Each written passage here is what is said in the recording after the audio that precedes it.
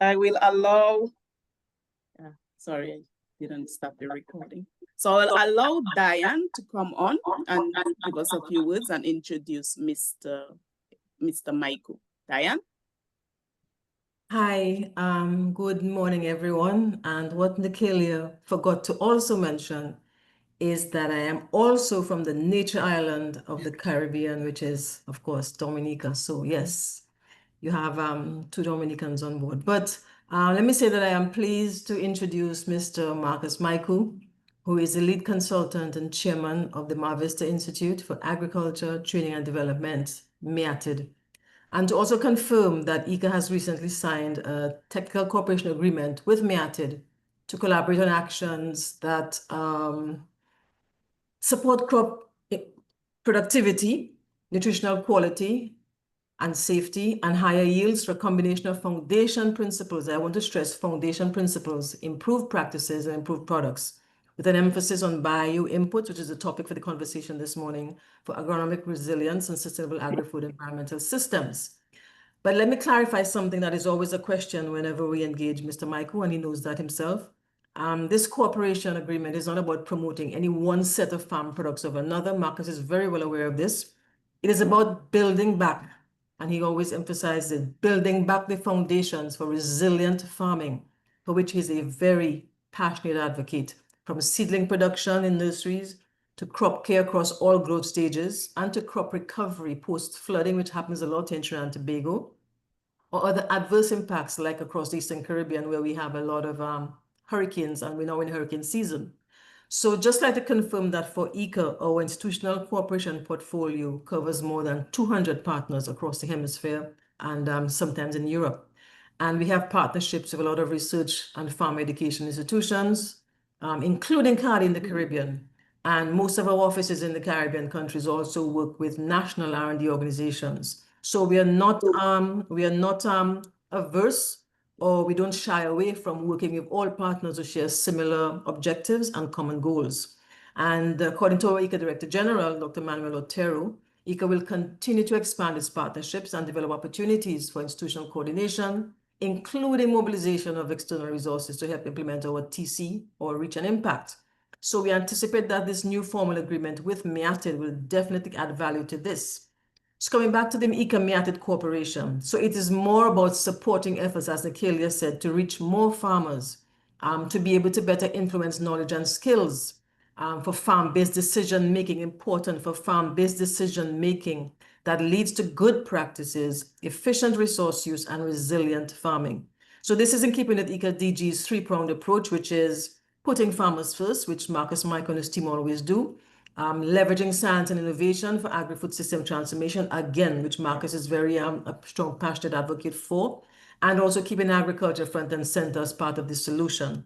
So I'd like us to welcome Mr. Mycoo, who has decades and decades and decades of experience working in the field of agriculture, working very closely with farmers, especially in Trinidad and Tobago. He has recently spread his wings to farmers in St. Vincent and Grenada. He has interest in Barbados. So we are hoping that through this exposure to the CCRAF and the relationship with the ICA, that the benefits of Marcus's knowledge, the benefits of his passion, the benefits of his drive, the benefits of his experience in those areas for healthy crops, for productivity in terms of farming, that this will redound to all of our stakeholders across the Caribbean. And we're very happy to have Marcus as a formal partner. He has been working with us informally for years, but very happy to have Marcus as a formal partner across the Caribbean. And I would like to, and may I add, his topic of today is, as Nikelia had on the screen, increasing yields using eco-friendly products and practices. But may I also add that these have to be built on the best foundational principles, which is Marcus's mantra. So Marcus and all, welcome to the CCRAF arena. And it's now over to you, Marcus. I look forward to your presentation and to the discussion that continues afterwards. Thanks, Nikelia. Thanks, Diane. You could go ahead and share your screen, Marcus.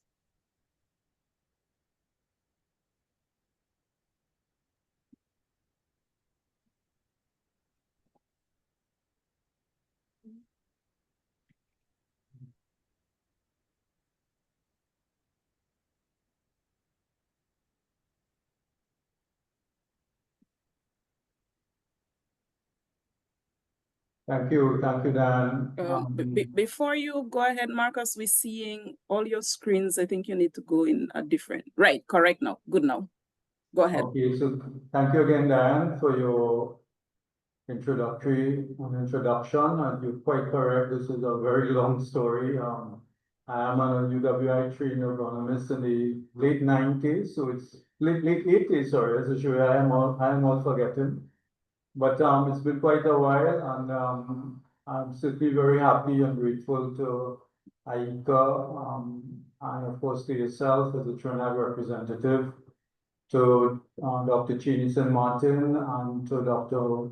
Mohammed Ibrahim, whom I met the regional meeting last year in St. Vincent it was, in Caribbean agriculture. I thank you for the platform that you've given the Institute, of which I am the chairman.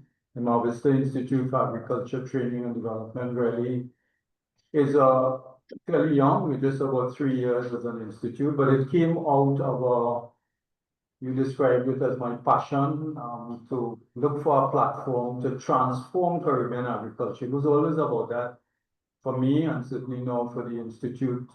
The yields we've been talking about since in the 90s have been off the chart for a very long time. And I recall, as I was preparing for the meeting, I recall the result of a survey that Cardi did in the late 90s, I think it was 98.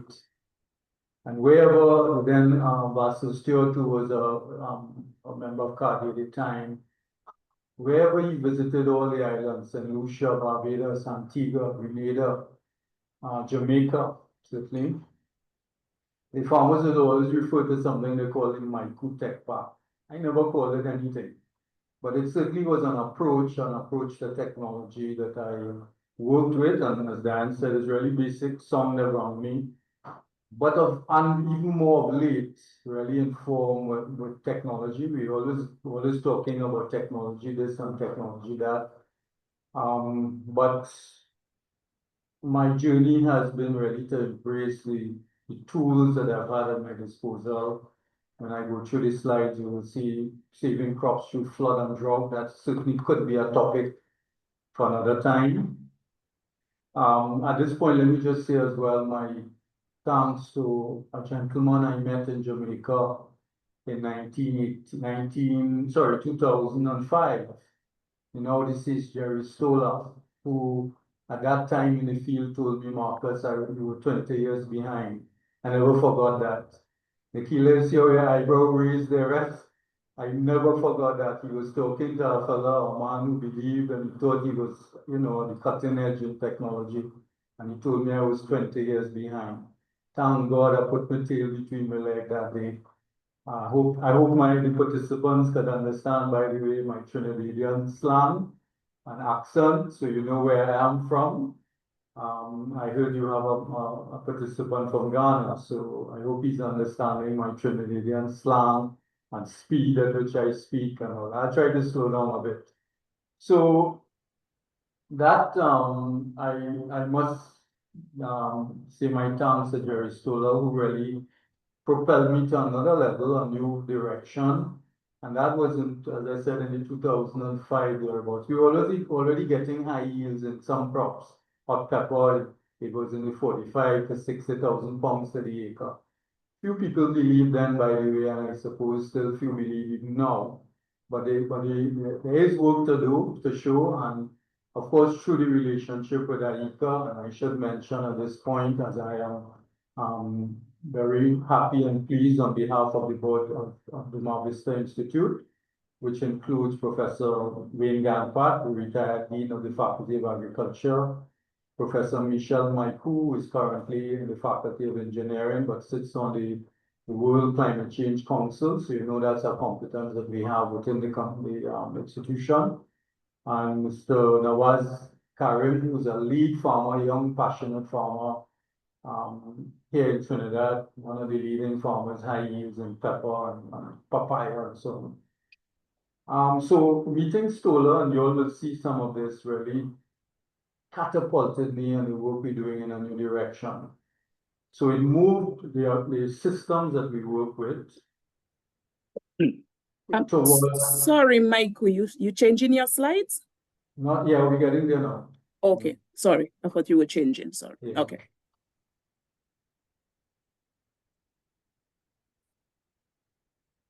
Okay, is that, all right, have you seen there now? You seen the new Yes, slide? yes, you can go ahead, yes. All right. So what Stoller did and taught me was that there was a whole new world really using plant hormones. I don't use the word biostimulant. That's a weak word as far as I'm concerned.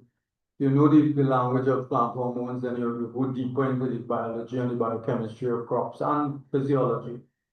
And as well as the role of critical trace element nutrition, apart from just NPK and the basics that we all know.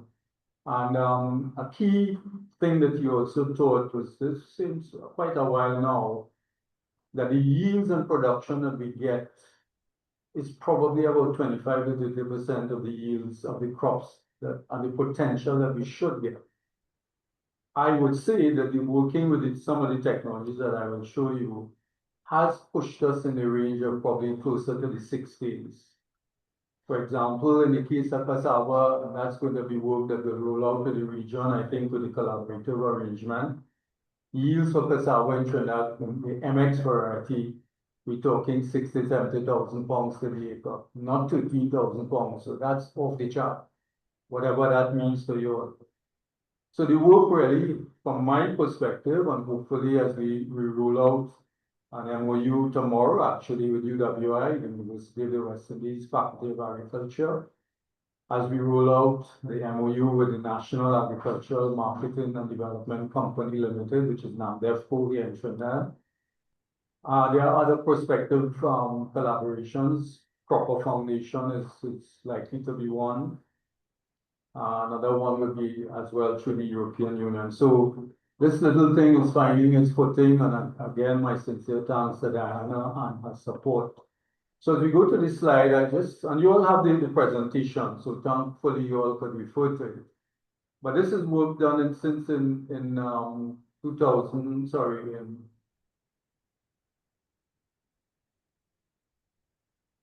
in 2012.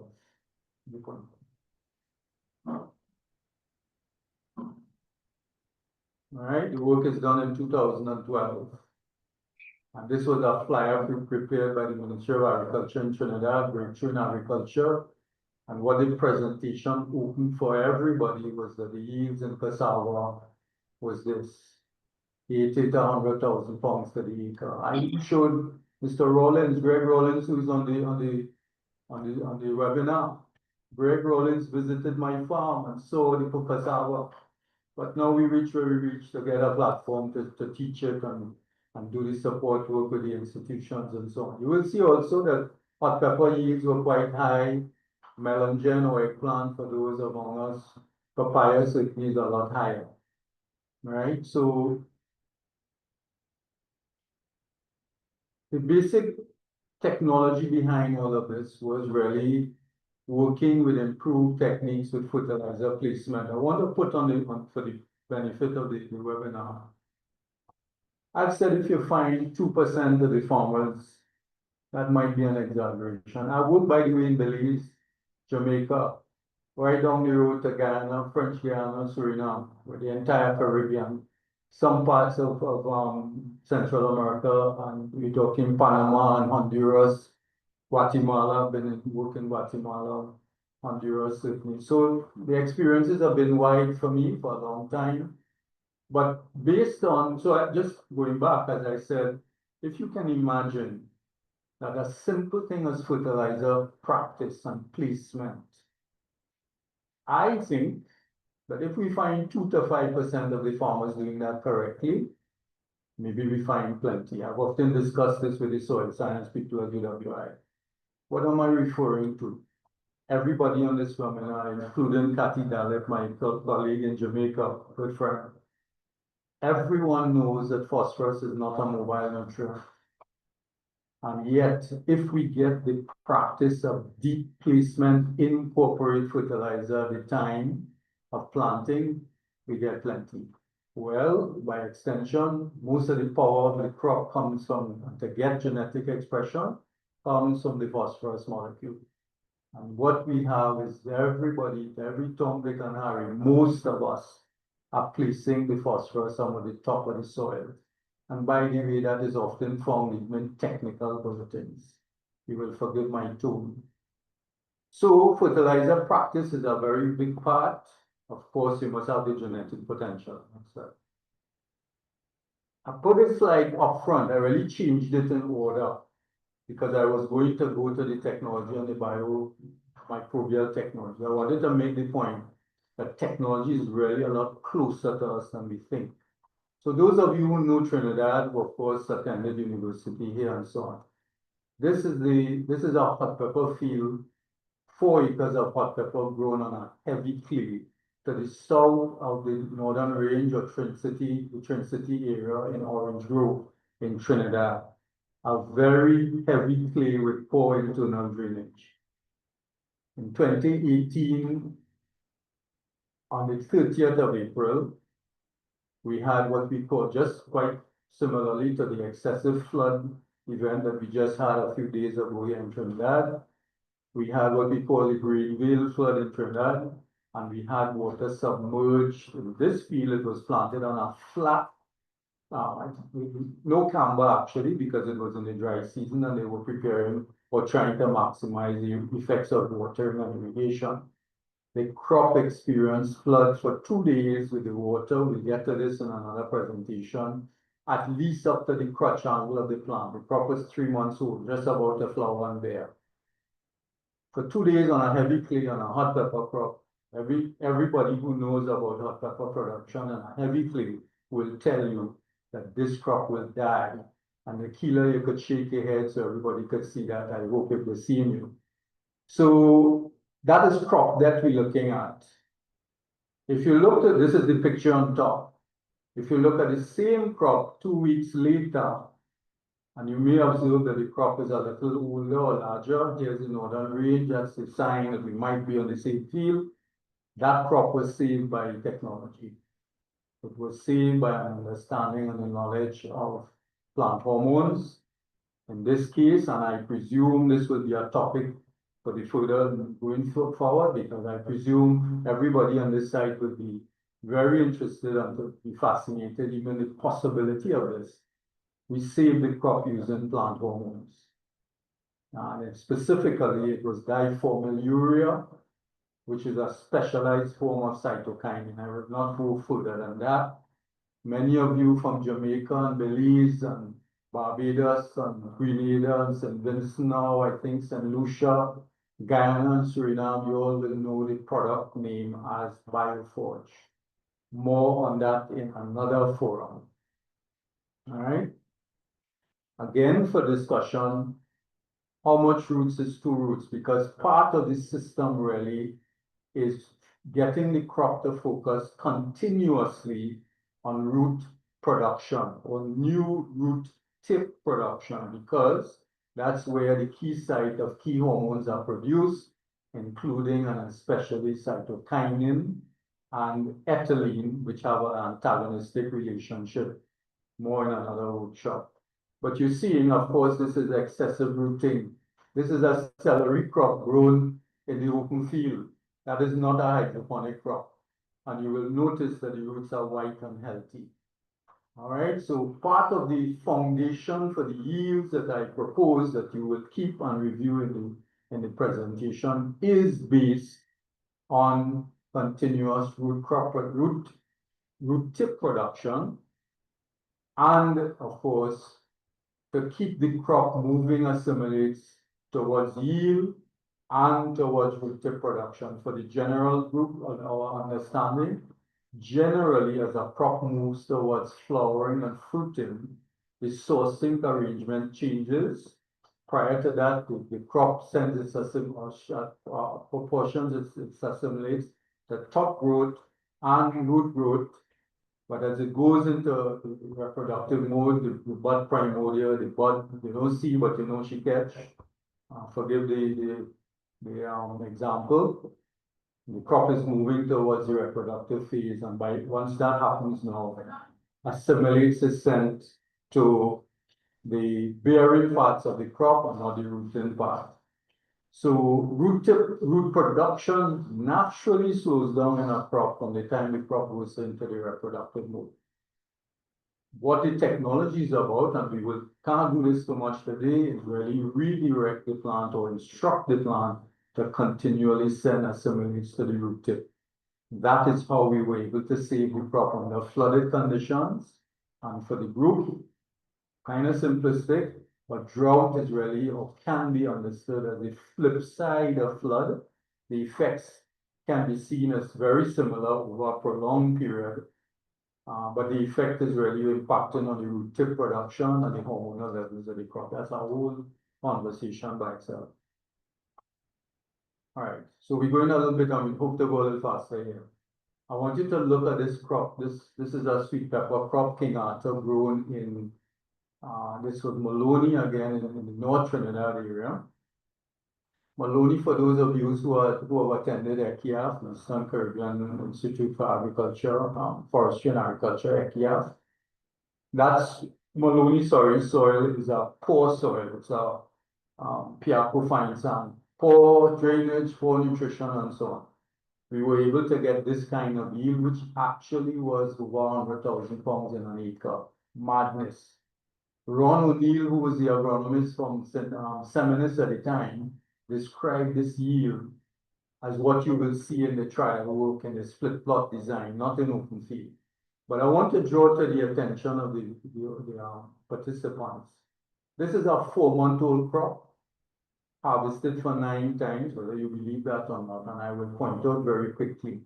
Notice the foliage is extended right down to the soil. At 4 months, you don't have that in a normal crop. Even if it's one plant we're looking at. Notice the leaf size, top and bottom are quite similar. Normally the plant, the foliage narrows down. Notice, of course, intensively, that you will see sweet pepper on all parts of the plant. Okay, including here.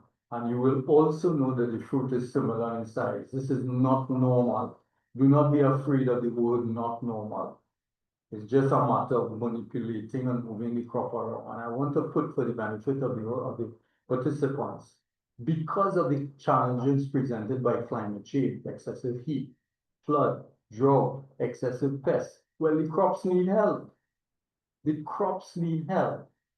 All right, so plant hormone technology is just another way of helping the crop. You have a diabetic coma, they give you insulin. All right, if you can't produce it for yourself, somebody will help you along the line. I'm just putting that along for the benefit of the group as we go along. All right, cassava. I am certain few, if any of you all, have ever seen, this is MX, by the way, in the south part of Trinidad, on heavy clay, open field production, and I'm certain you all have not seen cassava like this, top and bottom, after 5 months. All right, normally after 5 months, all the foliage at the bottom, at least up to it gone, maybe a half. You will notice the height of the crop. Well, the crop, without exception, you notice all the plants had that uniformity of growth. Every crop, every plant in the field started at this type of production. This was the then Minister of Agriculture. This is Nigel Grimes, that you may recall, and these were the size of the tubers. When Bernardo Ospina from Playuca visited the farm, he said he had never seen production like this, and he had traveled in Africa and South America, and I have it on footage. He had never seen cassava production like this in his life. Welcome to my world. All right, papaya. Now, for the benefit of the group, I am understanding that we may do some, in fact, the technical cooperation does list papaya as work going forward on Ms. Francis on papaya production, especially in places like Barbados, etc. Papaya is a 6 months crop for the Institute and for my work. It is not 8.5 to 9 months. And the power of that comes and starts from as well, in addition to improved soil nutrition and tree settlement and so on, it comes from as Jamie and I have often discussed, our seedlings need to go out into the field a lot earlier. We all have been trained, especially, I go way back, so I could say I have been trained like this, looking for a 2-to-1 ratio in terms of the top root to the root growth.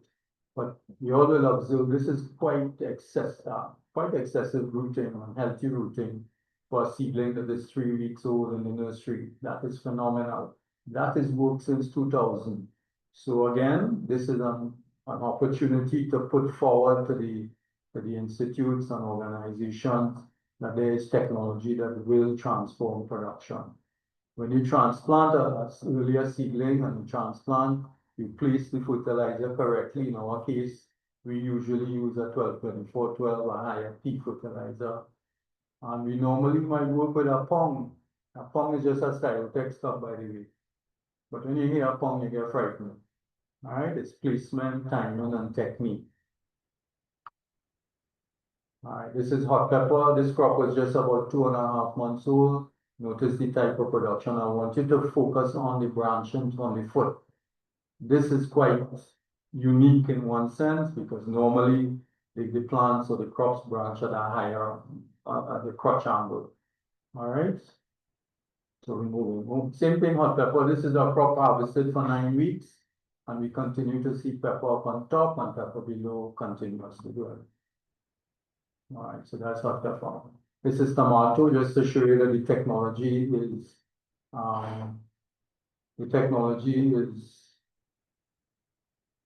for all crops, it's really a language, and I want you to observe as well, just like we saw in the hot pepper, or the sweet pepper, sorry.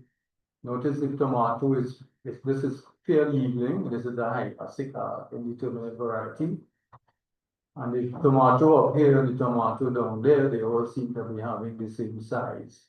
That means you're moving around your assimilates in a more uniform pattern. It's a language and a technology, in part based on, of course, improved nutrition, younger seedlings, but there's a big role for that in the use of molybdenum and boron, which are involved in the translocation of assimilates in the crop and carbohydrates in particular.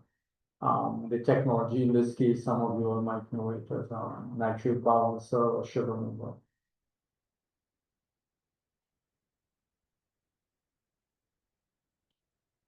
And this is just to show you all the tomatoes come out the same size.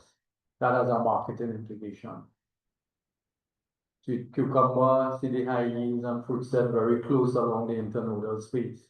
That is deliberate. We have an impression that high yields really is based on very tall plants with long internodes, and so we have to review how we understand crop nutrition and what is crop health. But I will just say quite simply, the shorter the internode, the squarer the plant, lower branching, it's always a sign that the crop is root dominant and you have more roots in the crop. We'll get to that another time.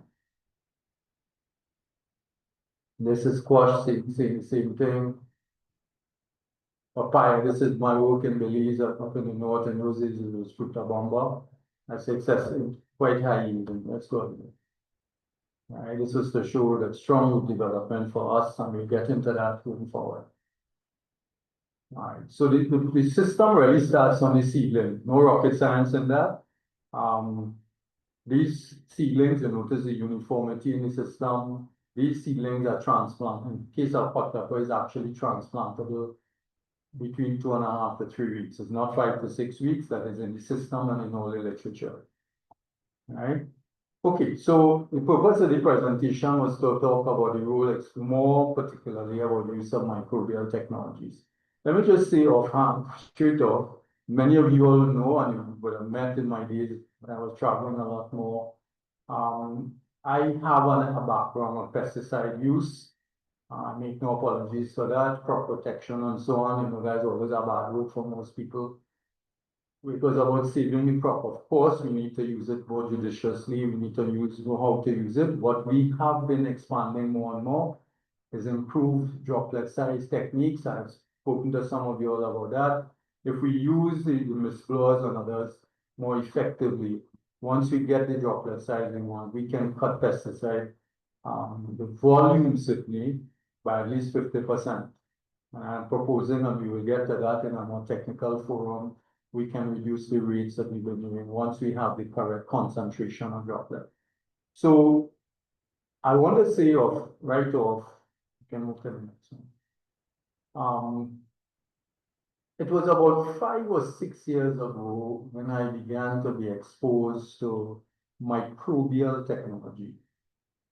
And by the way, so to show that this is nothing new, I remember it then, and he's now Professor Ayub Khan in my crop protection and my master's. I was late in the 90s again, so for many of you. And I always, Professor Khan then talked about Bovaria bassiana. And I was fascinated of the promise of Bovaria bassiana in the late 90s, like almost 50 years ago.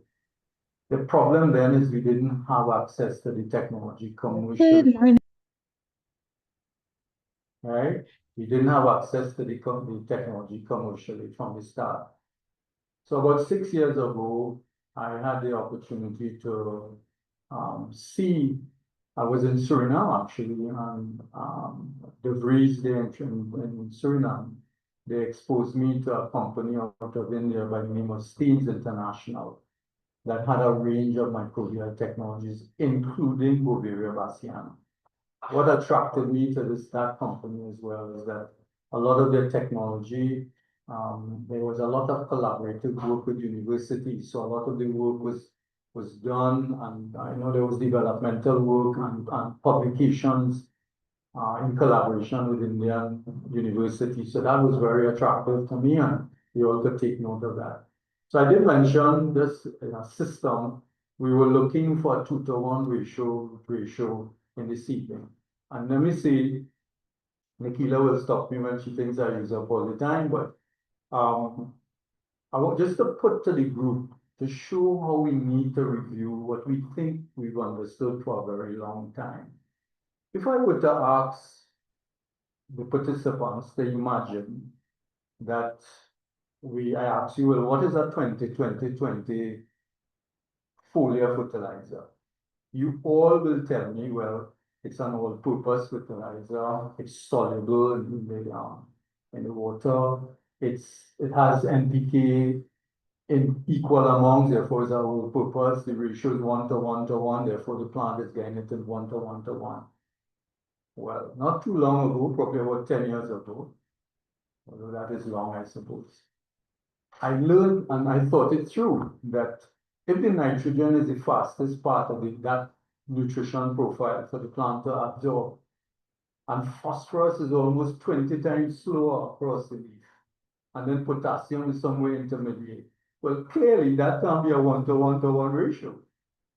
But in all our nutrition programs, whether technical extension or the nursery, we are proposing and using 20-20-20 as a 1-to-1 uniform solution, providing nutrients equally.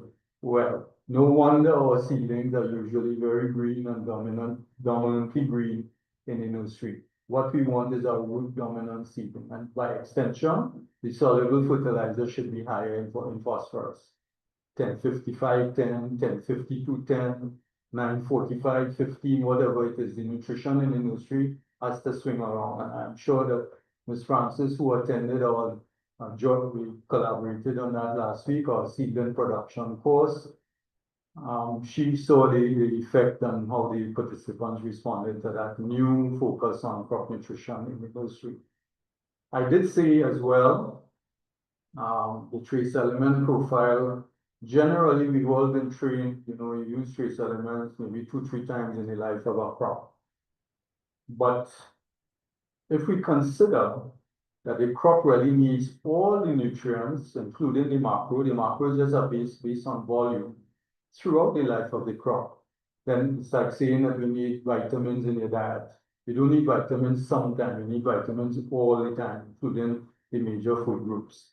So I'm proposing that in our systems, and we get to that more, a trace element profile, best suited if you know what your trace elements profile is in terms of the soil analysis and so on, should be put in front of it. The crop should have a chance to utilize nutrients quickly throughout the life of the crop. So in the MIATD cropping system, sometime, and I think we have, I need to thank, by the way, my assistant, the new project officer, Christine Sanka, who joined us a couple of weeks ago. I thank her for helping me with the presentation, by the way. But what I meant as well is that our email, I think is on the presentation, yeah, it's on the bottom. And you could send in your requests and we'll respond on the link and all the rest as we collaborate. Now, so I need for us to understand that the trace elements are not generally mobile in the soil.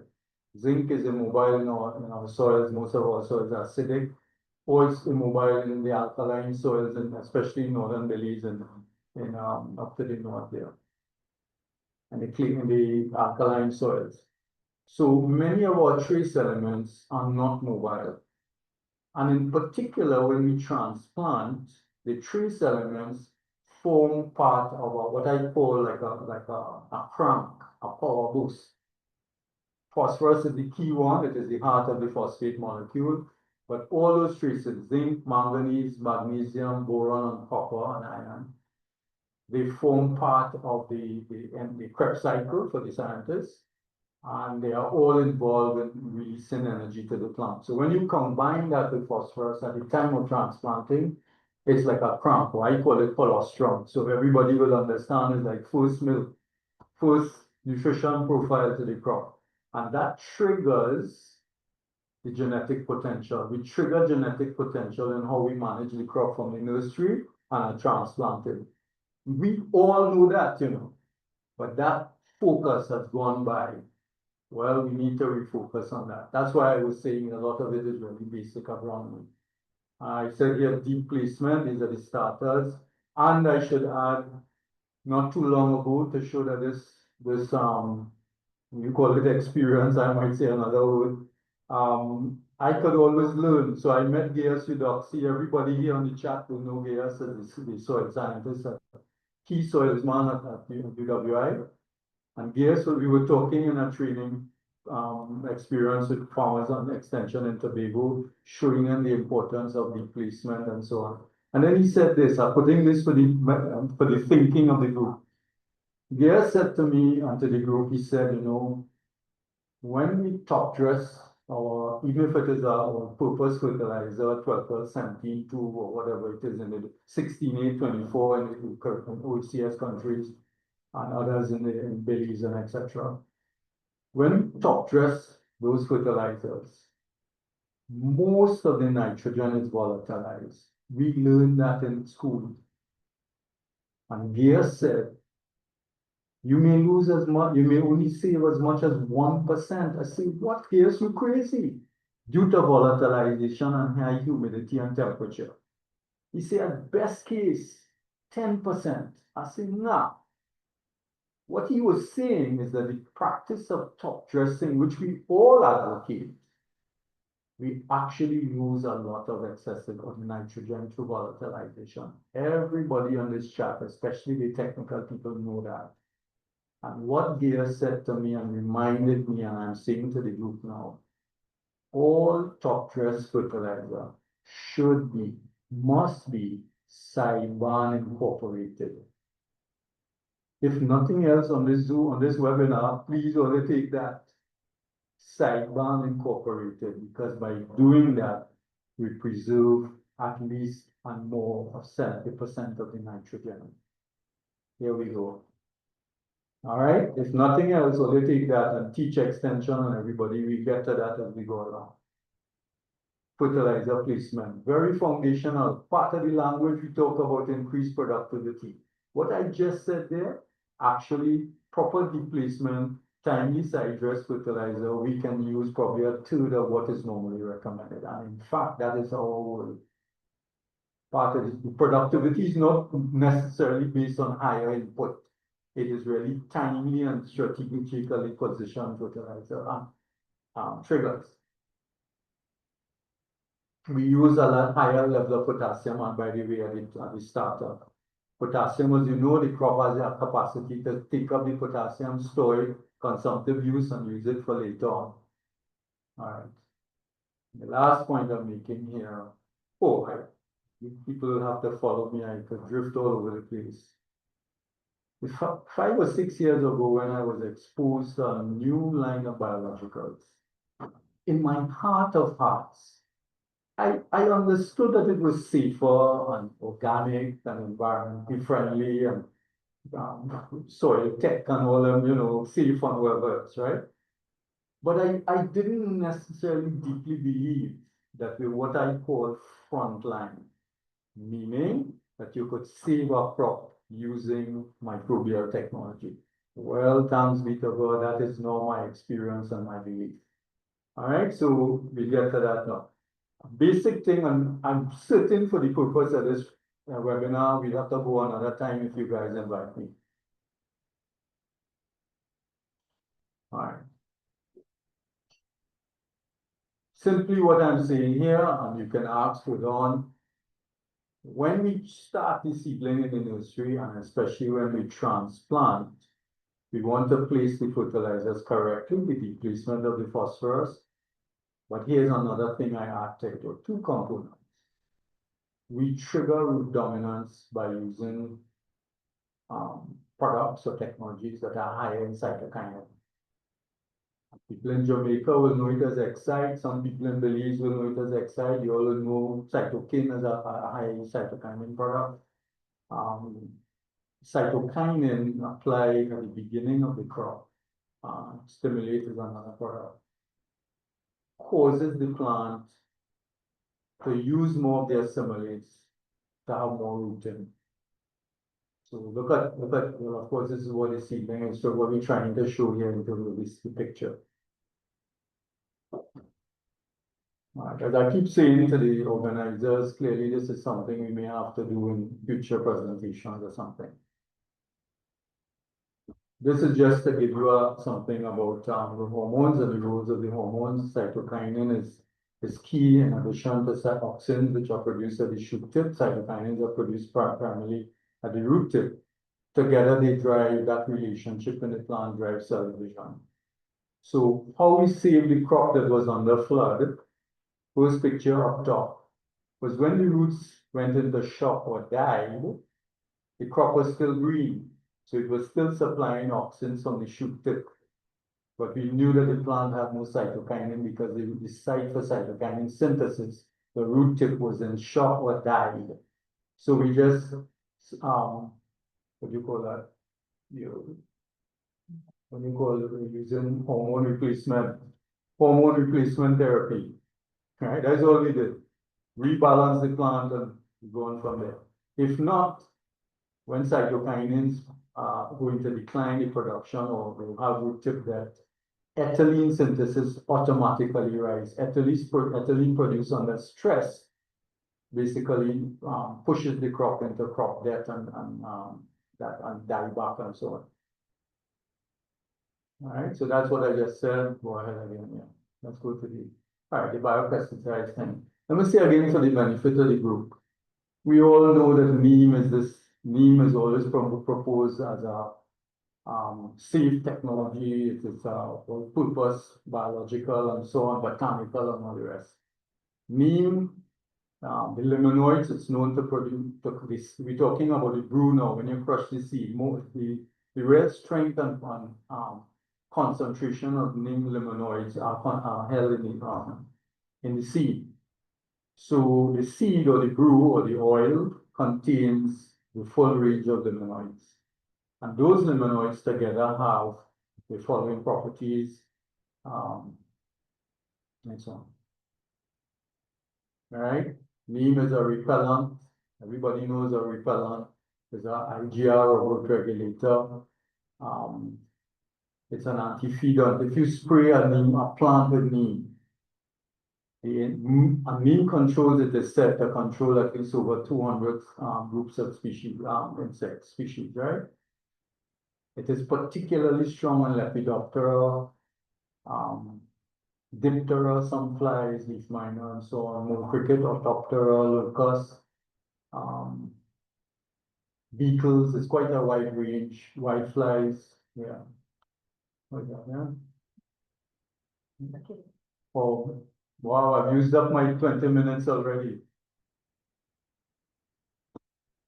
Yes, so if we could start wrapping up some of the key Okay, points, so we can so probably touch them in discussion. yeah, sure. All right. Yeah. All right. The range what comes after really is the work use of biologicals. This one here is based on like seeds like lactinus. It's a biological for the use and control of nematodes. This is the commercial name bionematon. And basically you're really working with a fungus infecting and parasiticizing the juveniles and adult stages of and egg stages of nematodes. And basically, especially this is the range root knot nematode in particular, cyst boring nematodes is the list. And again, this is something we're so pleasantly surprised to see the really frontline control of nematodes in our soils, at least in the Trinidad setting that we do on the work. It is available in, I think, in Suriname now. It's just about to be introduced into Barbados. It is in St. Vincent, St. Lucia, Guyana as well. Yeah. All right, this is the Bovaria bassiana, a biological insecticide based on the fungus Bovaria bassiana. Basically, what you do is by using the spores and introducing the spores either in the soil or on the plant, as the spores germinate, the fungi or the hyphae and so on, basically either they enter the cuticle of the insect, or they may just grow around the insect or the disease because we're getting the disease control of fungi, and they starve the fungus, the competing fungus for food and nutrition. All right, so that's biopower. All right, so Sting is a Bacillus subtilis product. You all will know Serenade again. So Serenade as a product is the use of a bacteria to control quite a range of diseases. I should say to the group as well, it is not the use of microbial technology every week is not required. The key thing is to inoculate the crop, have some conditions to favor it. We use a lot of humic acid technology to feed and to nurture the fungi and the bacteria. Once we understand that language better, we're in a different place. All right, BioCure F is this is Pseudomonas BioCure B, Pseudomonas fluorescens, bacteria base. And again, these pathogens, how they control the disease pathogens is by competing for food or substrates around the leaf or in the root zone. They starve, or they may actually when they are inoculated and established on the root site, it's almost like they set up a wall preventing the infection and entry of other disease-causing organisms. All that is in a script we write in ISC many years ago. But it is true, it is real, and Cheney and I have often talked about this. It's really amazing how once we understand the technology and understand the timing on use, so the timing is critical. Generally, you need to have favorable conditions. One might say moisture, but if you think it through, when you're irrigating crops, you're actually having conditions favorable. So if you irrigate a crop, you could still see southern blight. Well, if you get southern blight, then you have conditions. It implies you have conditions for the favorable establishment of microbial products. All right, this is another one. This is Trichoderma viridis, our next active or fungus or fungal organism that is commonly known, but actually we have interest here a lot in the cocoa industry in Trinidad, because Trichoderma species are known to compete against witch's broom and cocoa. And for those of you who work with cocoa, this is certainly a technology to visit. All right, and that's it. Nikila? Yes.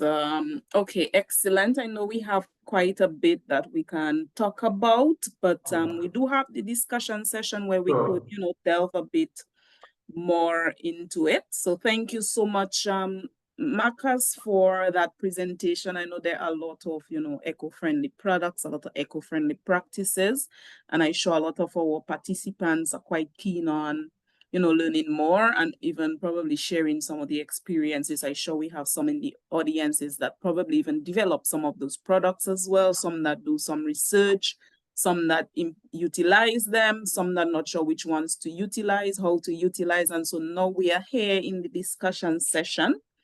Of course, we always prefer that, you open your mic and you speak and ask a question, so we have that level of interaction. And so please feel free to raise your hand. The icon is at the bottom. Also, we have the Q&A tab. It can get a little messy for me to find your question in the chat. So there is a Q&A tab at the bottom. So if you have a question, please type it there instead. And so I will take one of the initial questions we had from the chat. I'm not sure if the person wants to come on and speak a bit more on it, but the question was, we are achieving 40 to 50 kgs per meter squared per annum in our tomato production. What are the yield rates for field production, if you have any examples or experience in terms of the field rate of tomatoes based on some of the products and practices? Well, I'm guided really by what the specs of the variety says. And I'm certain that the specs are usually much higher than that. Of course, we have this opinion that, well, wherever the seed was generated, they have better soil, they have better equipment, they have irrigation. Well, that is true. But I think we are losing a lot of the production, genetic capacity of the crop, the possibility for production has a lot to do with how we manage the crop early in the crop, especially in the seedling stage, as well as early transplanting. As I said on the webinar, a lot of our crop nutrition and placement and so on needs to be reviewed urgently. And if we were to do that, I'm certain that the yields might be 40,000 kgs per hectare. That is good, but it certainly can be better. So that's just a generic comment I will make. Okay, thank you so much. I see we have Mr. Lynch's hand is up. Go ahead, Mr. Lynch.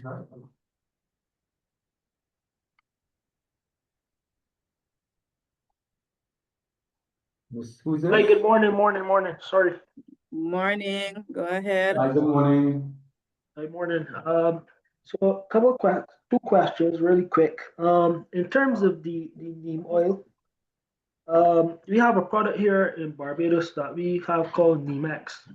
And on the packaging, if I remember correctly, it actually recommends that you need to use an additive to bring down the pH of the water to around 6 or so. A fairly acidic pH for it to be effective. Yeah. Is that the same with the normal neem oil as well, or that's just specific to that product you have?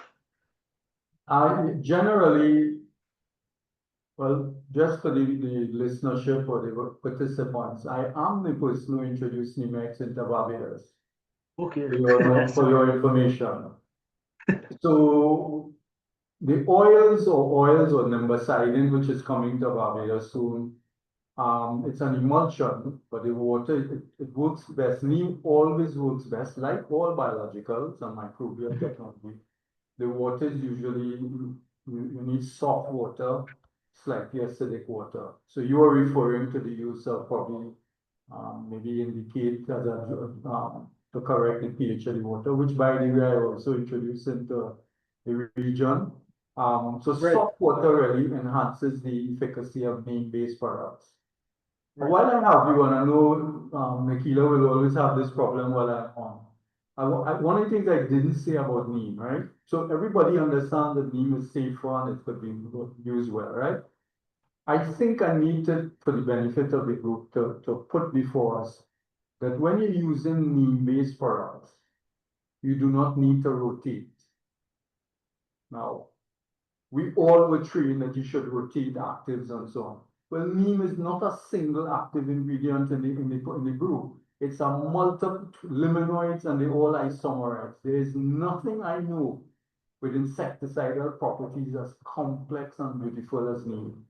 You cannot develop resistance to neem. You can develop resistance to isolated active as they're acting out of the brew, not the brew.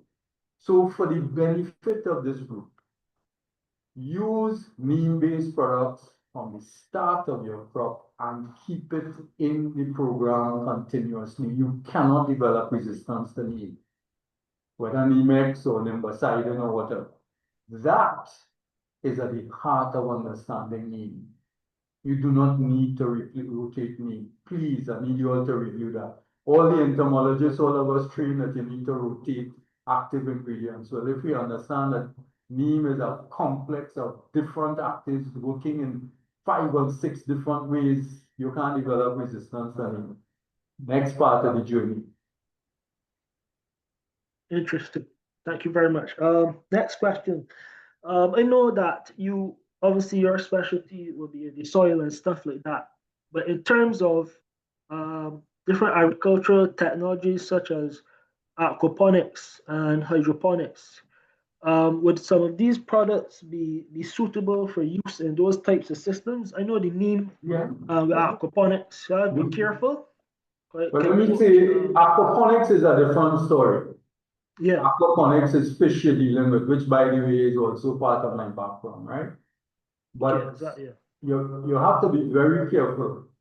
You don't want neem oil and Nemex going into the solution because it's fish living in the water. Yeah. But even in that case, you may need it is still beneficial to use it in such a way. Once it's not getting into the water, if you could do that, you still have the crop protection aspect of neem and serenade and sting and whatever.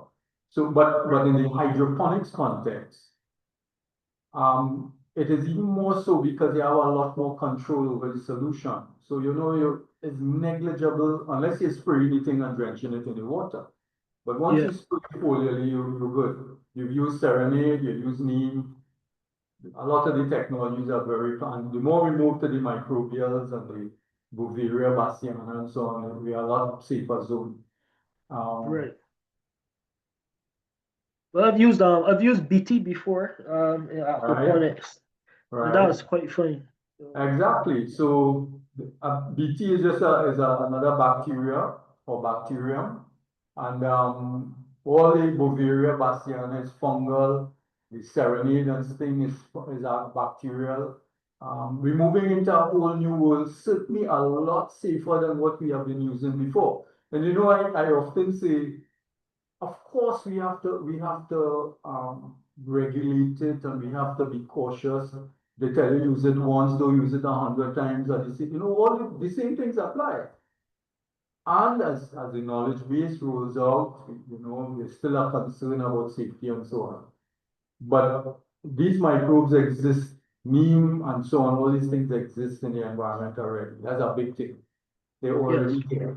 All we're doing really is positioning it in a particular way to make them competitive for our use and requirement to protect against diseases. That's all we do. But we have to, of course, measure. We have the safety and MRLs and all these things that still required. But they are really safer than whatever we've been using before, including myself. Agreed. Thank you very much. You're more than welcome. Okay, thank you for your question. I see we have Brian, but before you come on, Brian, I'll just take a question from the chat so we mix it up a bit. So, Mycoo, if you can advise us on some eco-friendly ways to increase yields in citrus. Eco-friendly. Well, I already said about seedling age. We're planting old seedlings, and I've said in many trainings, if the taproot in the plant coiling at the bottom of the bag, we're in trouble already because the taproot can't straighten. So automatically, all tree crops should be planted much younger. We need to find ways to get the seedling ready earlier and educate the farmer that it's not because the plant bigger, looking bigger, is a stronger plant. So that's a whole question of seedling quality, right?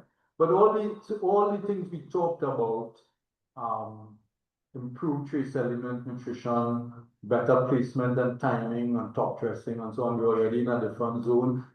Coconut for me is a 2-year crop, by the way. Same thing for cocoa, same thing for citrus. Normally 3 to 5 years. Welcome to my world. So the nutrition program, we can see a lot of the new microbials are very competitive against scab and anthracnose, bacterial speck and spot, all those things are the same. They work on against the same diseases. What we need to understand is that timing is very critical. Because if you're trying a microbial product, needs this to become established and so on to become competitive against the disease pathogen, right? So timing is important. You don't wait like we wait until the crop almost half dead before we come in and introduce technologies and so on. That's the same thing whether it's synthetic or microbial. So timing, again, for the benefit of the group, you can send one to email, we could answer a little bit more deeply. But basically, I would say that, and this is what we are seeing, that our crop production system, we basically can manage the crop on microbials. We are now using soil amendments, using nitrogen fixing bacteria, and phosphate solubilizing bacteria, and potassium solubilizing. In this case, it's commercial preparation with some consort. I think it is now coming to Barbados as well. And what we found, once you inoculate the soil really enough, that we are basically reducing the need for synthetic fertilizers by at least a third. In some cases, it's 50%. So the systems are evolving. It's just a training thing. And I think now that we have a platform, Greg, now that we have a platform to come through ICA, now people will be able to see and embrace the approach and the technologies. Nicola, let me just say, in case you missed this question, I think it was. No, I have all of them noted. We just mix in between the question in the chat. In particular, I want to make sure we address.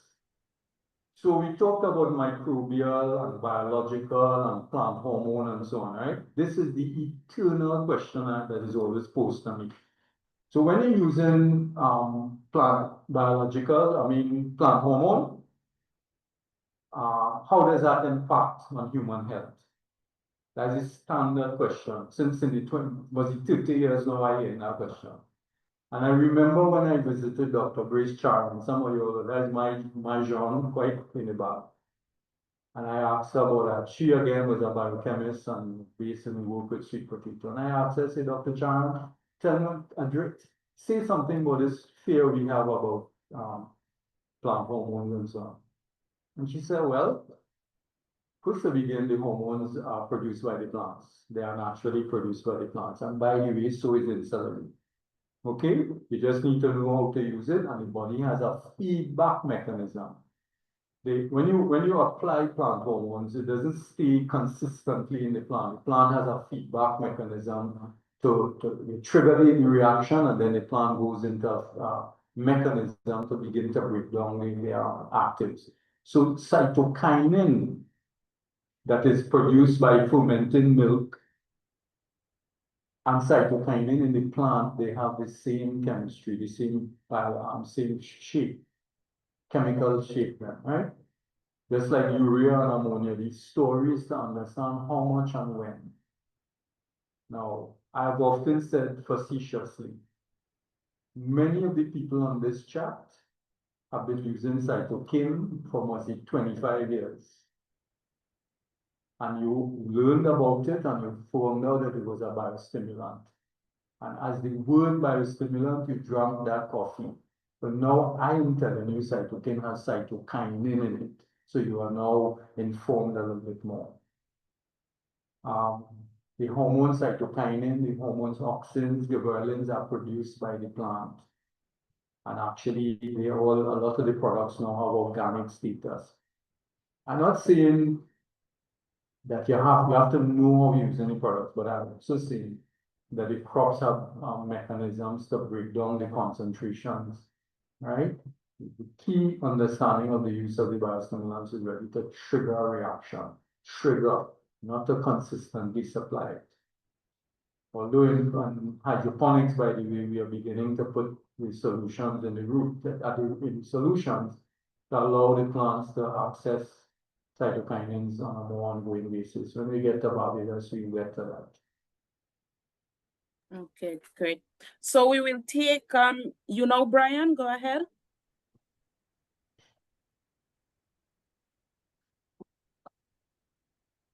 Are you with us, Brian?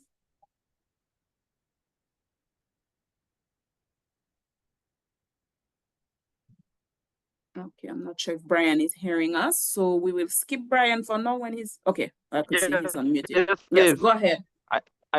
I forgot to unmute my mic. Sorry about that. No So problem. is there a place for the use of ash for control of pests, fungus, and use as for fertilizer particularly in crops like yams and dashing? Of course. Ash. Yes, of course. Of course. Whether anecdotal or a lot of research, of course, people use ash of insecticidal and fungicidal purposes.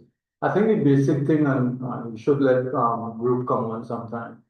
Once you have a healthier crop, you're already in the zone of being able to resist pest and disease. We've been trained to understand that. The stories, how do we get that on an ongoing basis? And that points towards the whole gamut of the whole range of crop production from the industry come up. The more we have tools to ensure that, the less we require to use pesticides and fungicides and insecticides. That too was part of my journey. Once I began to understand that if we could improve the industry from the industry up, then the need for all these inputs will come down. So it's a knowledge-based thing as well. Hope I answered your question there. Okay, thank you. We will take Lavon. Yes, good day. You all hearing me? Yes, loud and clear. Go ahead. I came in a bit late, so I don't know if Dr. Mycoo answered this. I'm into now doing some little experiment with fodder production. And I want to know fodder production. Yeah. And I would like to know, I don't know if you answered it before because I came in late. You speak about inoculating the plant. What about for a thing like fodder production? Is it possible or required, required to inoculate the soil? Because it's fodder, you can't spray out to keep away pests, but the treatment of the soil for that, is that possible with your products? In my opinion, well, not just, remember, it is a technology, right? So when you're talking nitrogen fixing and potassium solubilizing, wherever you get it from, well, that's fine. But inoculating pasture and for fodder, as you say, funny enough, I was thinking about that this morning, that we need to talk to the ministry here in Trinidad about that, enhancing fodder production and so on. A crop, fodder is a crop. My opinion, for example, if you're planting fodder and a crop for fodder, sorry, that you improve your fertilizer management, and in this case, you're inoculating your soils to enhance beneficial microbes, to enhance nitrogen fixation and phosphate solubilizing. Those things are very valid. It is the same thing for vegetable production, tree crop production, and certainly crops of fodder and so on. So I would say yes. I mean, there's a lot of research to support it. By the way, I want to say to you for the benefit of the group, and I said up top, a lot of what we're talking about is all ash. This work done in the late 90s, early 20s, all the people who are researching and finding research on neem and things, this is all ash. The problem is we talk the thing and we talk and we belabor it about what we do. And so in the end, this too come and this too go, and we're looking for the next buzzword and whatever else. Do the work. If we do the work, we will see it. Okay, Thank you. Thank you much. Thanks, Lavon, for your question. Before we go to you, Roop, I'll take a question in the chat so we can just mix it up a bit. Mycoo, on what basis are these products considered sustainable or eco-friendly, and if you can provide some information on where certain bio products can be purchased? Where's the person coming for the asking from? I am not sure. So the person that asked about where they can purchase the bioproducts, please indicate what country you're from, because where you can buy would vary. But if we can keep to the question, on what basis are these products considered sustainable or eco-friendly?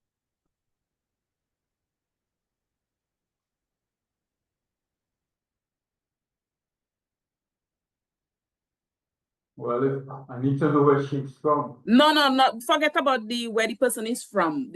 Somebody wants to know on what basis are, eco-friendly products considered to be eco-friendly. We could keep that question. How is a product considered to be eco-friendly? What are some of the parameters? If we were to focus on neem, for example, neem is known, and especially in the research and so on. And by the way, neem is a top candidate for giant African snail. We get to that. We are on a committee with you to forward that work.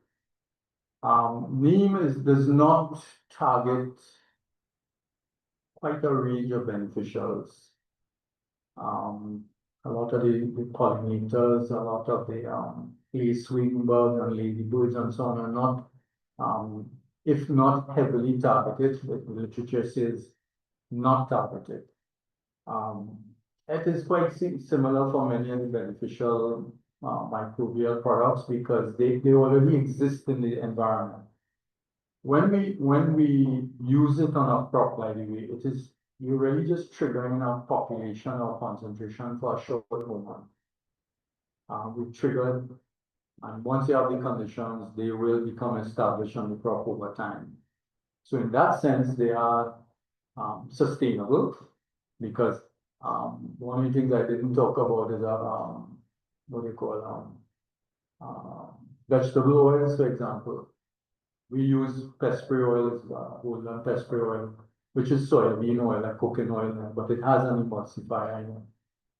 And as an oil, it basically suffocates a lot of the pests that are on the plant itself. Especially very fine mites and so on, and leaf mine and so on. So, and you can't build resistance to oil because the oil looks like a plastic bag over your head. You just can't breathe after a while, right?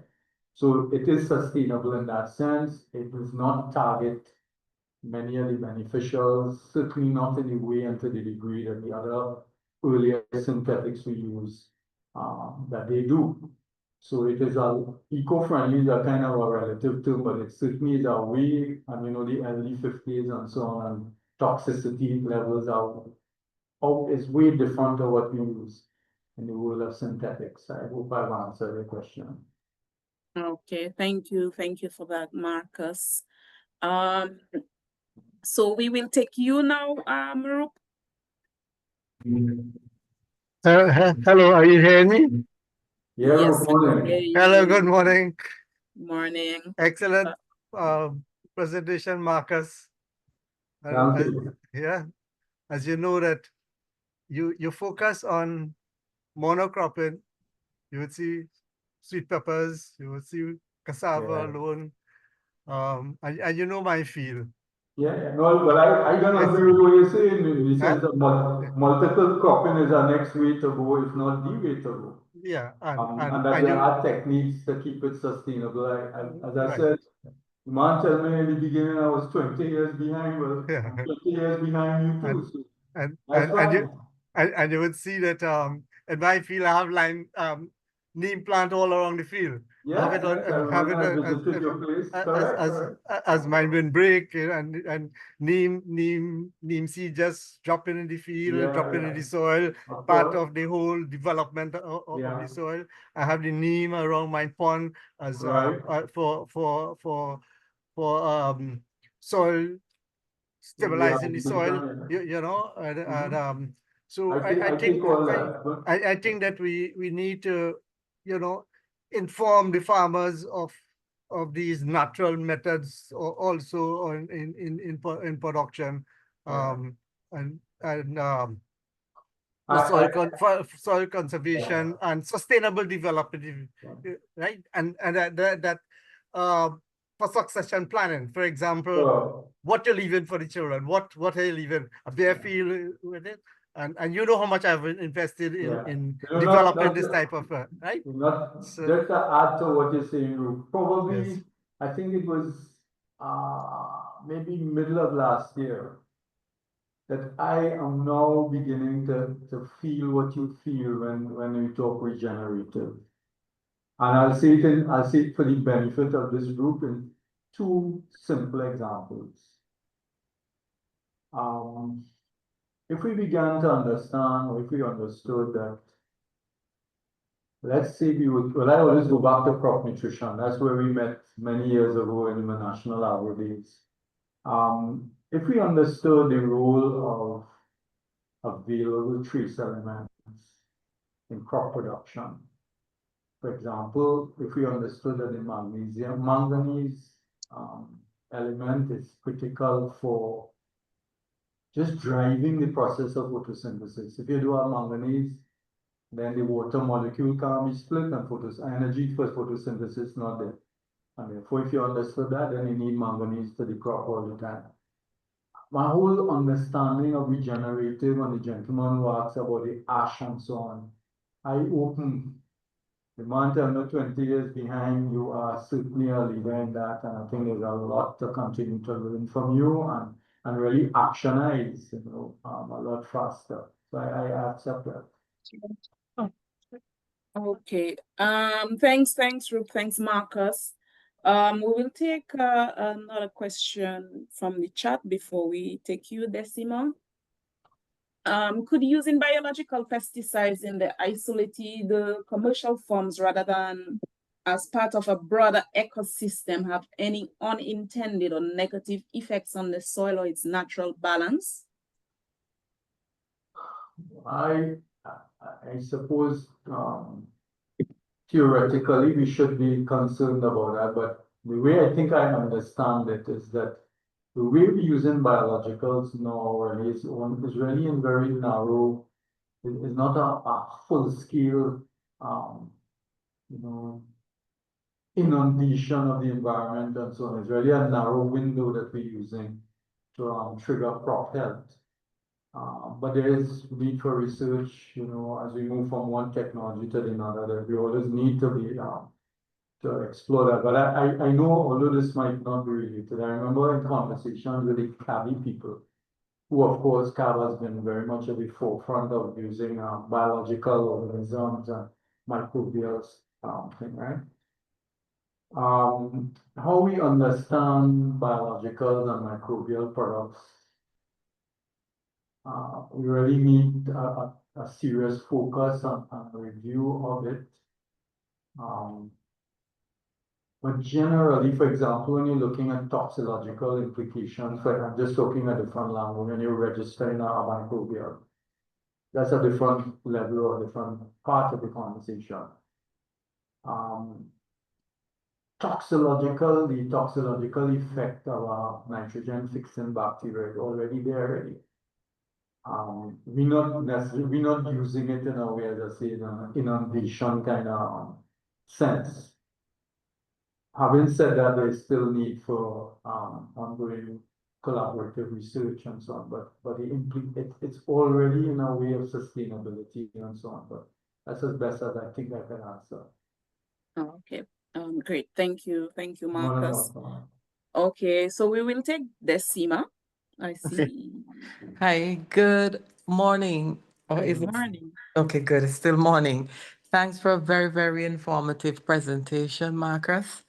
My question is very, very simple, and you are probably going to put me in the back of the class because I was a naughty student.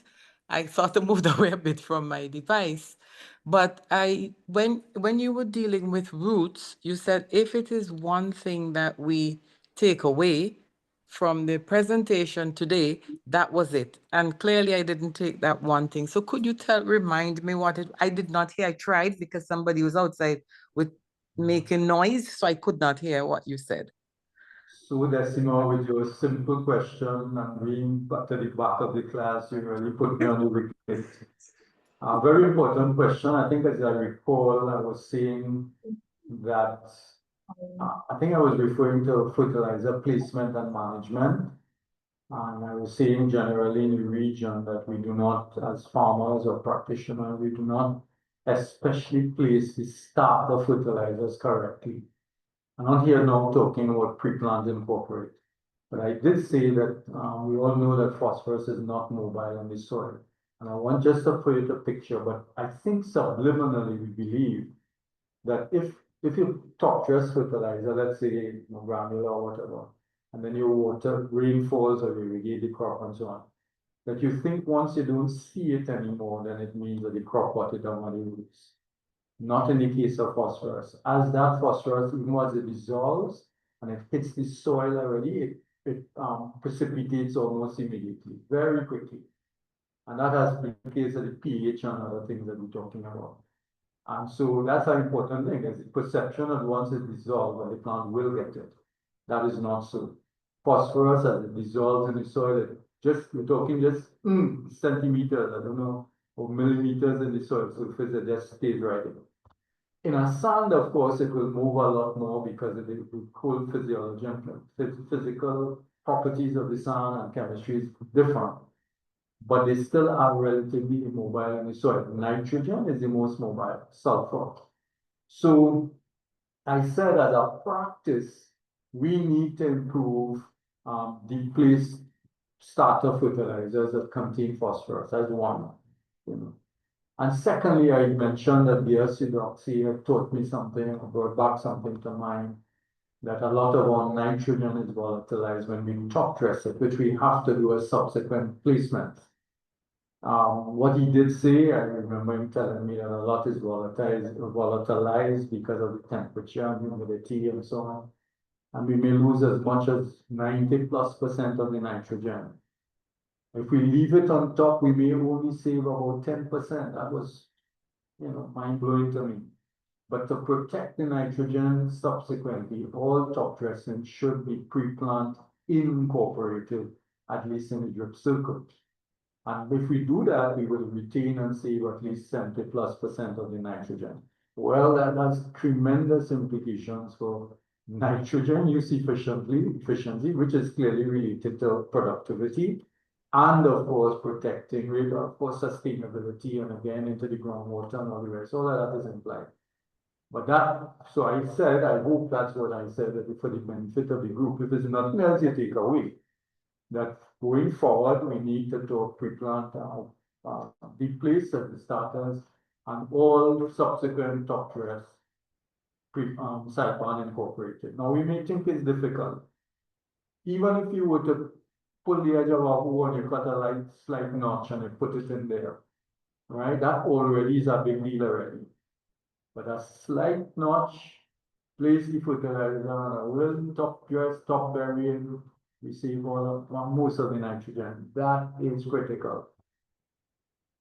So I hope that that is what my answer is to you. The most complex of questions you asked me. Yes, that is exactly the question. So I'm back in the front of the class. Yeah. Thank you.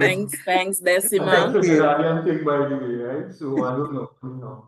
Go ahead. Okay. So Jeremiah, before we take you, we'll just take one from the chat. What can be done or applied to a waterlogged area of, for example, pimento peppers, which is turning yellow because of too much water?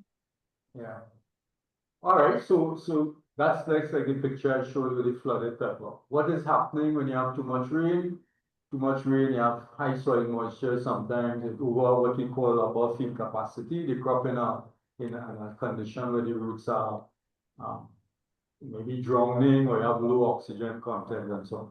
Under those conditions, at the tip of the root, which is the key, which we call the brain of the plant, the synthesis of cytokinin in particular is shutting off. The root tip is the primary site for cytokinin synthesis in the plant. It is produced in other parts, but the main factory is the root tip. So cytokinin, because then you can't, don't worry to place more fertilizer because you know you're in safe in the crop. So as you understand that language and you can replace the cytokinin, a replacement therapy, what you do is actually you trigger cell division behind the root tip. And that's that area of non-differentiated meristematic tissue once you trigger that relationship, it promotes that area that is not yet there to grow to become root tip. And once we regenerate the root tip, the crop will catch itself. Where are you calling from, or where's the question coming from? Okay, great. So, I don't know where was the question coming from, because I told her what she could use.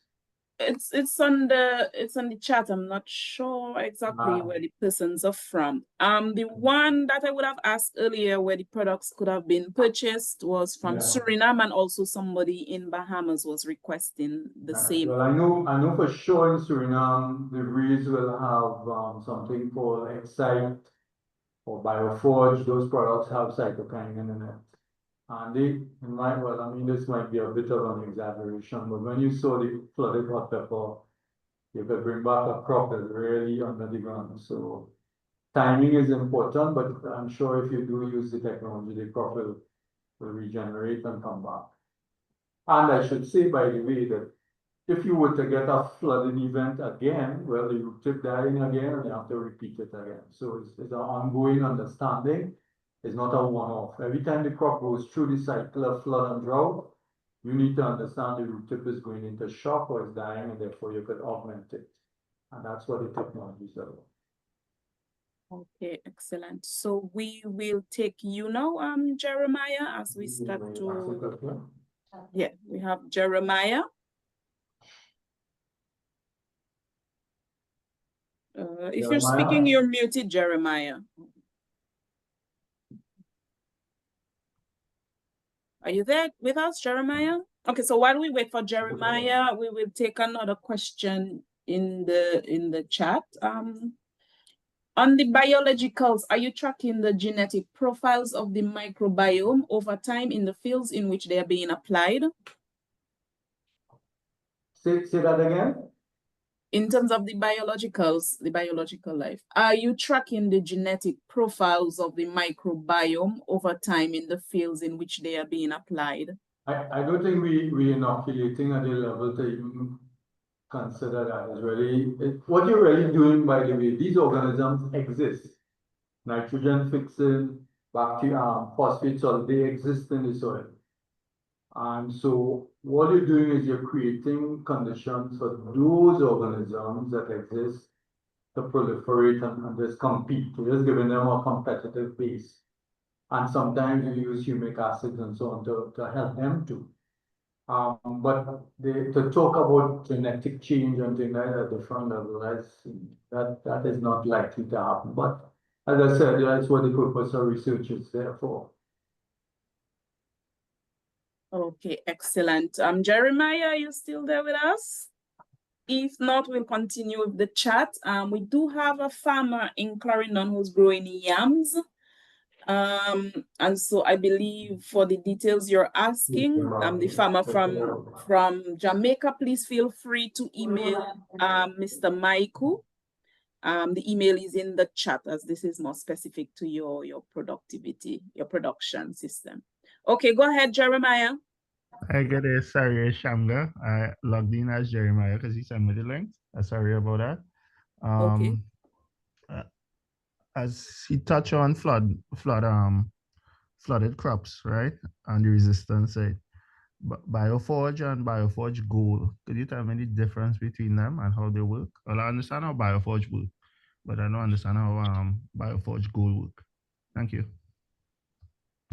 All right, so Bioforge Gold, the main profile of the technology is diformal urea, which is Bioforge. Bioforge is used for really extreme stress, drought, flood, herbicide drift, and glyphosate and things like that.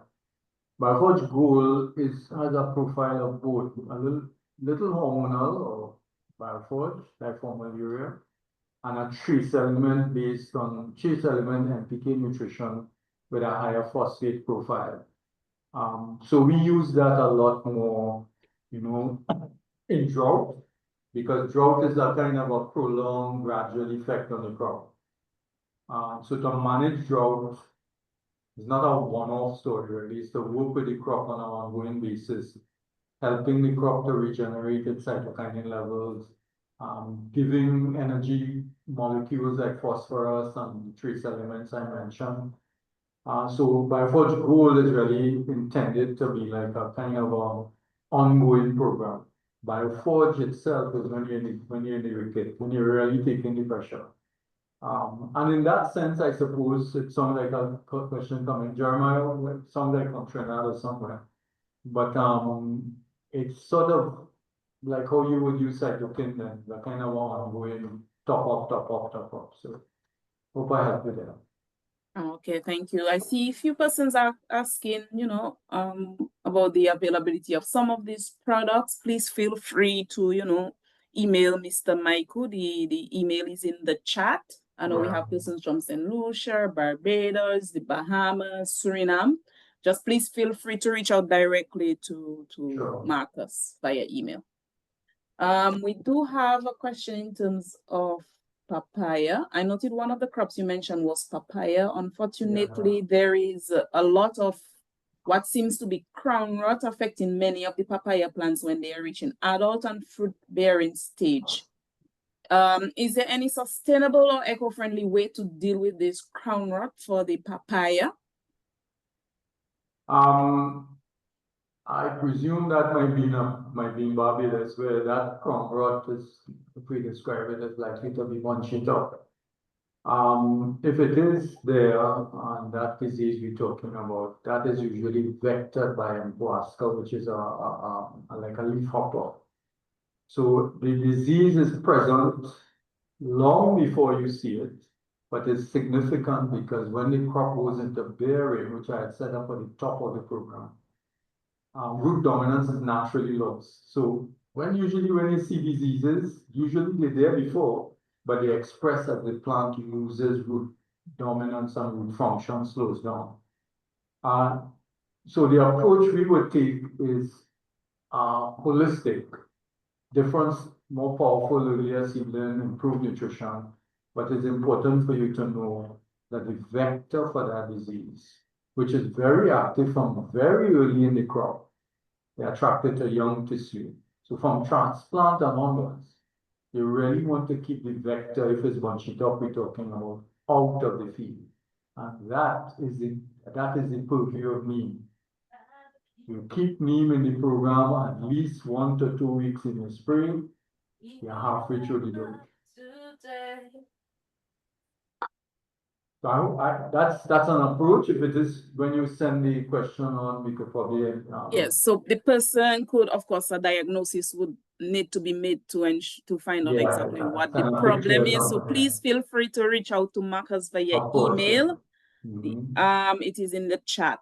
It will also be shared with you via email. They have a Facebook page. Just look for MIATD, MIATD on Facebook, and you will also find them there.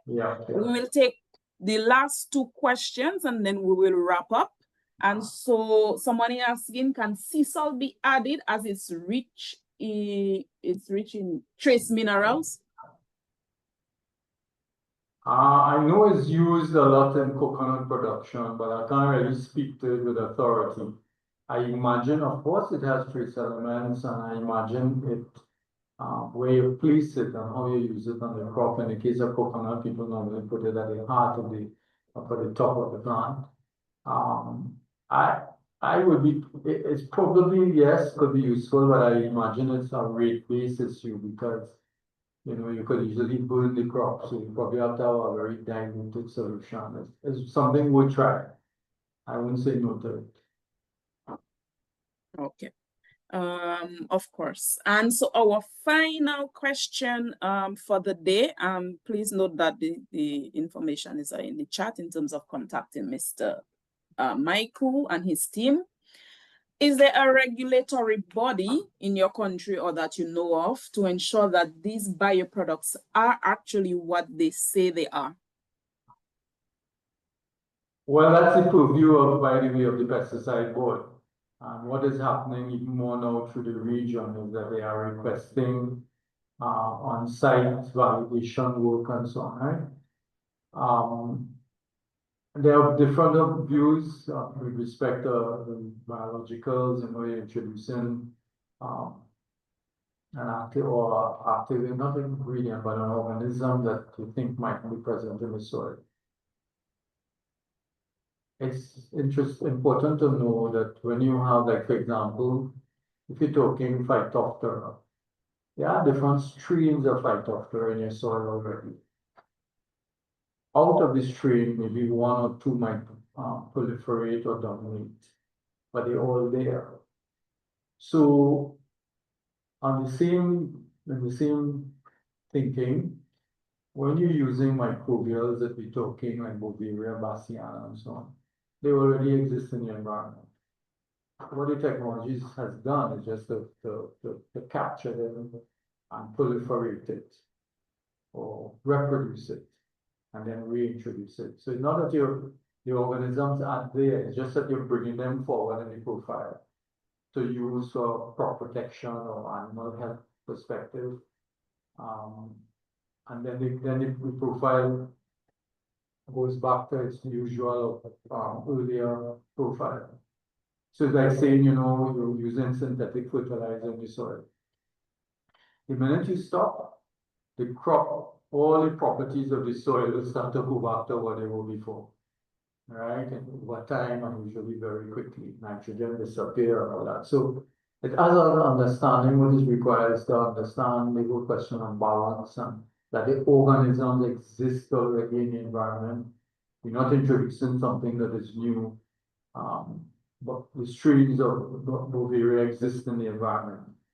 Right? So I think that's a very important one to understand because a lot of the technical people who are also reviewing the introduction of microbes, they think it's something that do exist here. It does. It's just that it has not dominated the profile, and therefore it remains secondary in terms of how it helps the disease or the organism to protect the crop. Lots of work still to do. All I'm saying is that this book that is 25 years old and more, and we just need to get with the program. Okay, excellent. Of course, as Mycoo rightly said, a lot of work still to be done. There is still a lot of information on the topic and associated topic to share. Of course, we always need to relearn a lot of things. We always need to get back up to speed with a lot of things. And so luckily and happily, our colleagues at ICA came up with the idea for this forum. Of course, please feel free to reach out to us. We will respond as soon as we can and guide you accordingly in the direction of persons that can provide you support and the relevant information in the various activities and initiatives that you undertake. So we are coming to an end, and before I go into sharing some of the exciting things that we have coming up, I will just ask Marcus, out of, eco-friendly, we have bio and, those sorts of things as it relates to products, practices, and, that presentation today and our quite engaging discussion. Just give us one key thing in terms of this overarching thematic area that you would want persons to ensure that they leave there with, and something that, possibly they can utilize almost immediately. I certainly hope out of this that there's enough interest for the work to continue going forward. That's one thing I would say.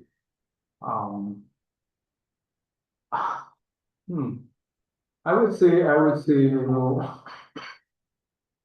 lot of what we need to do is, I've often said to Dan, is old hash. Nothing really new. Many of the things it's just we're not doing the correct things.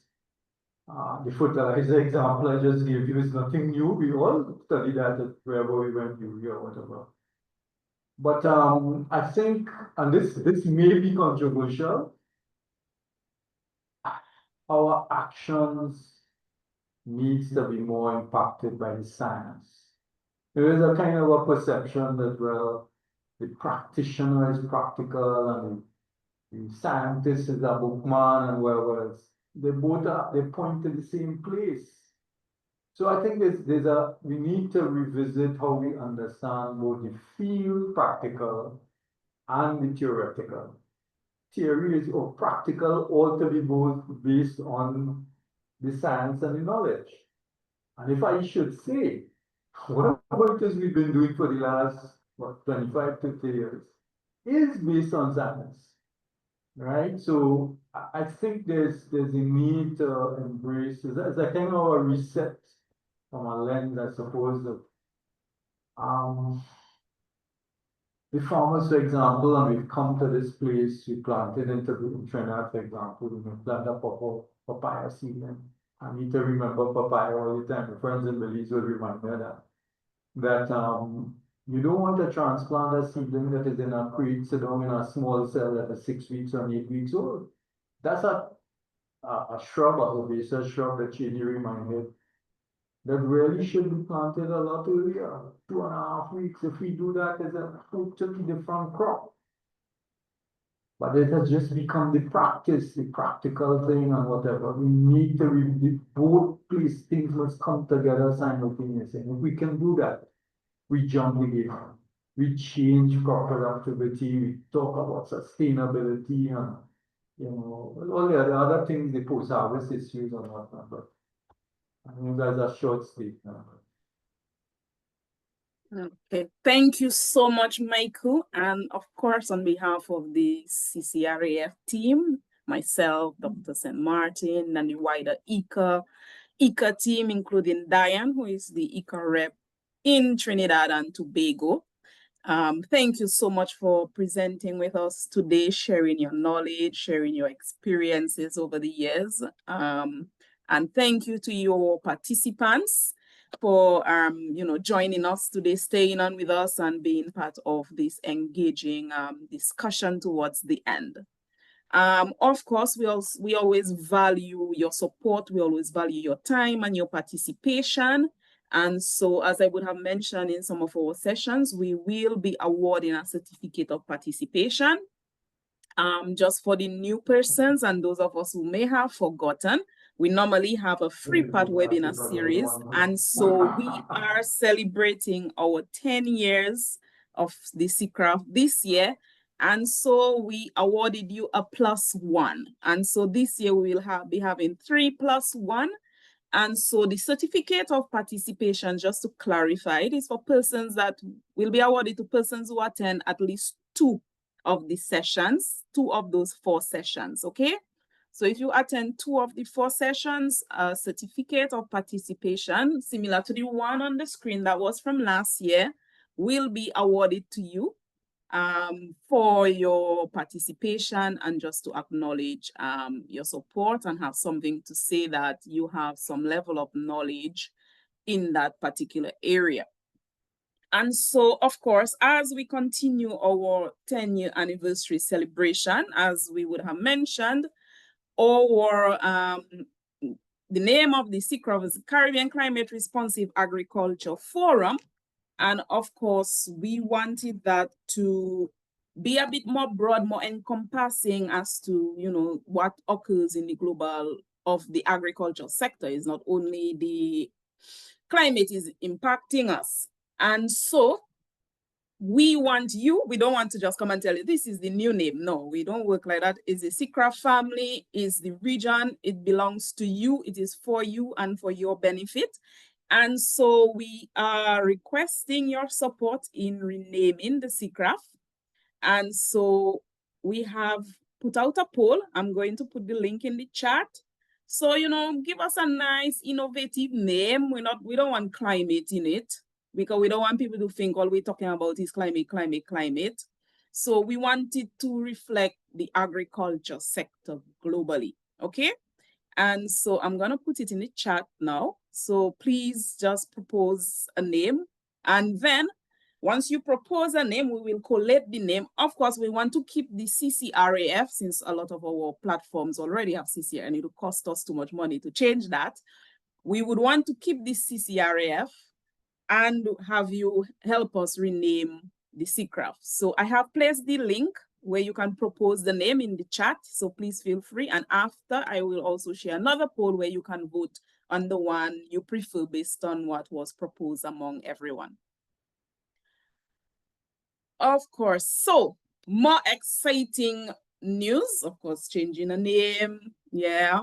But exciting is we want to meet you in person and interact with you in person and actually get those initiatives, those various practices, experience them, touch them, feel them, see them, you know, do it together and actually implement it. And so we launched our CCRAF on the road last year at the Caribbean Week of Agriculture, and that is becoming a reality. And so I will share, before everybody leave, I'm just going to share a short video, a promotional video. So we are looking for persons to partner with us, whether financially, whether in kind, provide technical support. We are looking to collaborate, as you would have seen in one of our objectives is collaboration, building a community, and we're looking to do it together. It's not an ICA forum, it's not an ICA thing, it's our own. So we are looking for persons to collaborate with us as we look to translate a lot of that knowledge we have been sharing over the years and a lot of the publications with a lot of the information that is available, how we can now bring that directly on the ground. So I'm going to share a short video with you now.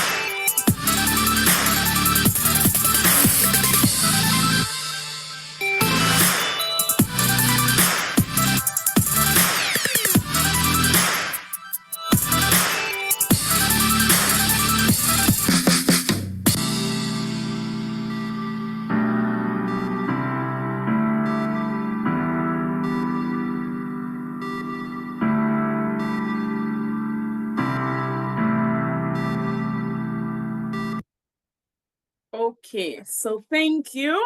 So I hope you all are excited as us. Please feel free to contact us.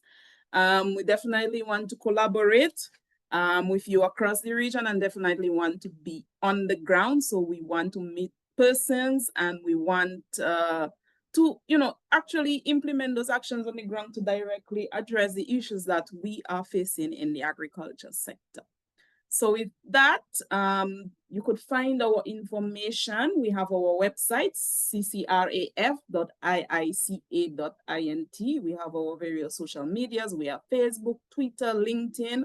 All our videos are available on YouTube. We also have our repository, Agri-Profiles, where a lot of the PowerPoint presentations can be available. You don't necessarily need to go back and look in your email for it.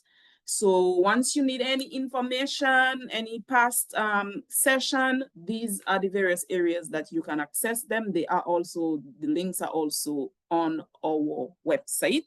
So while I am at it, I think I will just share with you our website, so you can have a look at it. So this is our CCRAF website.